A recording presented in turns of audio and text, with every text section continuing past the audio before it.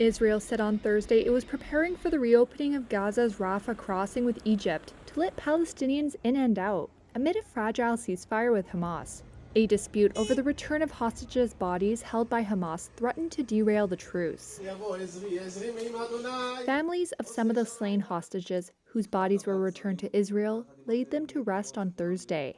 Hamas has handed over 10 bodies and said it handed over all bodies it could recover. But Israel said one body was not that of a hostage and demanded that the militant group return the bodies of 19 hostages it had not handed over.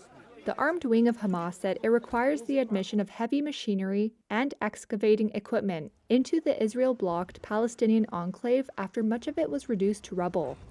Jaco Cilliers, a United Nations Development Program special representative, said there were some 60 million US tons of debris in Gaza. This is equal to 13 pyramids of Giza, just to give you an indication of the challenge that will be required as well.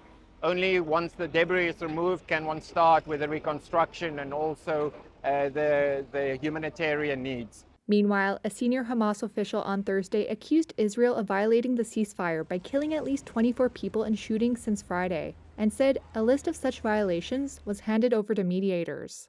The Israeli military did not immediately respond. It had previously said that some Palestinians have ignored warnings not to approach Israeli ceasefire positions, and troops, quote, opened fire to remove the threat. While some aid began trickling in on Wednesday, the UN said it was nowhere near enough for the 2.2 million mostly homeless population. Palestinians in Khan Yunis said that they are now facing the reality of displacement. The real war started after the war, I believe, because today our suffering has increased, said this man, adding that they are waiting for aid, but nothing has come. Israel has said the next phase of US President Donald Trump's 20-point plan to end the war calls for Hamas to give up its weapons, which it has so far refused to do.